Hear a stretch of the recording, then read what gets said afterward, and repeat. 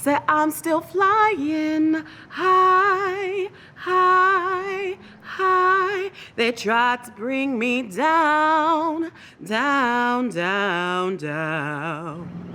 But I'm still flying high, high, high, up in the sky, yeah, yeah.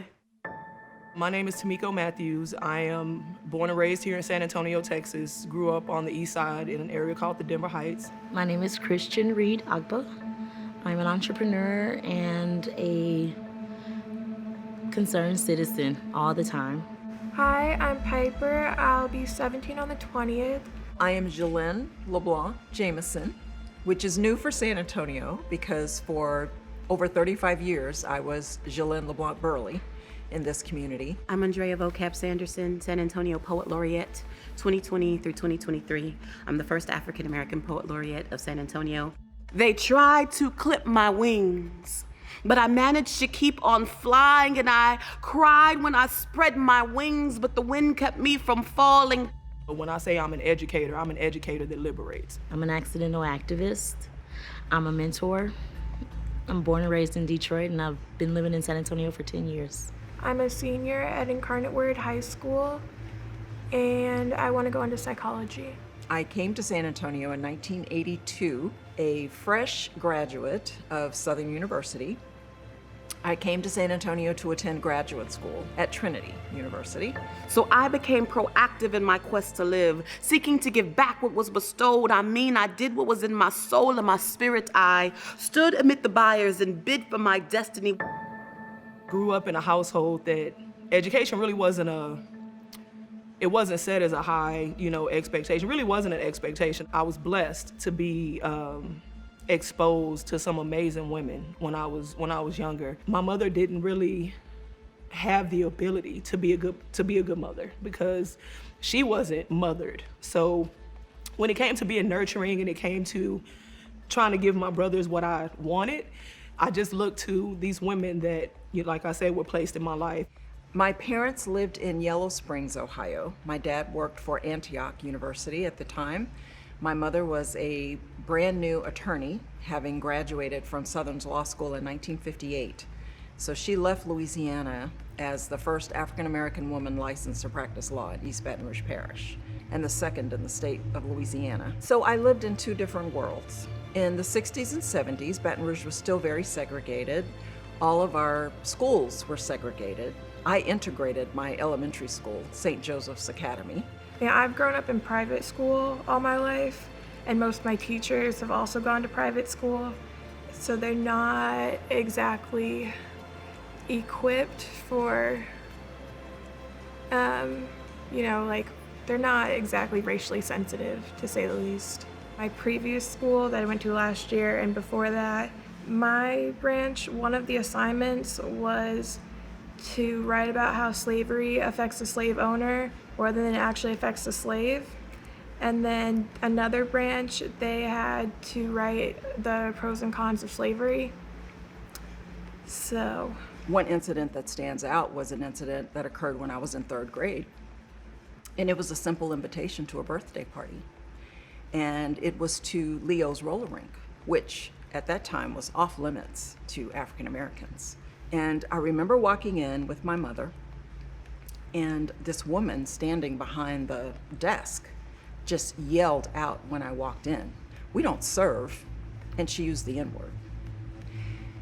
And I remember just being frozen and knowing that whatever she was saying was not good, and I wasn't really sure what it was, but I knew that I didn't want one of those either.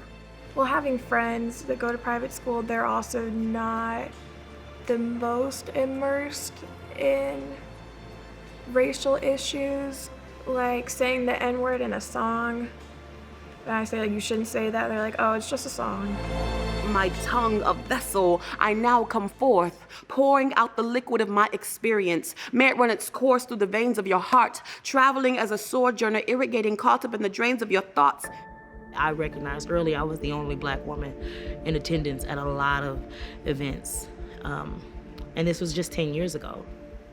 Being the only black woman in the room is eye-opening, to say the least. It's always the first thing I recognize, and it's always the last thing I'm willing to acknowledge, because it's 2021.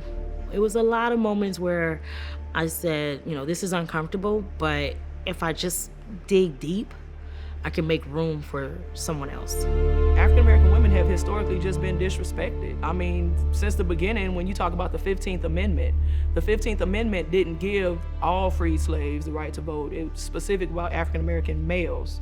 Females were kind of left out, right? I think a lot of more so the discrimination I faced was more so size related than race related, but I mean, I've been called all of it. It starts with B's and H's and things of that nature. Am I gonna be myself, or am I gonna make these people comfortable with me? Because you're trying to make this decision either to code switch and change up your look and your sound and what you'll laugh at. I don't have the energy to compete in this rat race where people discriminate against me in my face, telling me what I can't do, weighing my talent to see who I measure up to, disapproving of the moves I've made, waiting to debate me with no legitimate reason to hate me. My greatest challenge is having a voice, in the sense that I have to be very specific in what I say and how I say it. So it's a very complex and complicated experience to be a woman, an African American woman. People saying, you're intimidating.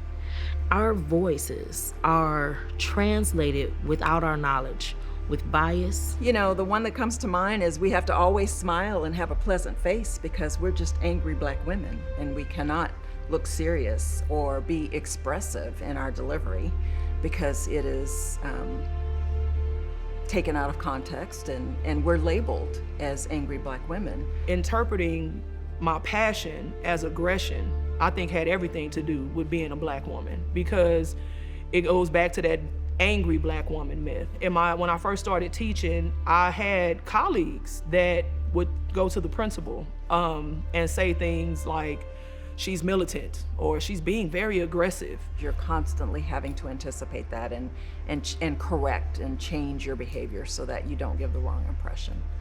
That's the exhausting part. It's the hardest thing to constantly have to translate yourself in your own language. The way I speak shouldn't be micromanaged by myself or anyone else. It's never a moment where our voice is just enough voice. Always verbally clipping at my wings, not allowing me the freedom to fly, and muting my voice so I cannot sing. Oh Lord, I now bring severed, tapered feathers for your healing. My family is, like, everyone's dark but me. I stick out like a sore thumb, like in my immediate family. And anything my dad said, I believe to be fact. My dad said, well, when you were a baby, your mama dropped you in the mop water. That's where all your color went. And I was like, well, that makes sense.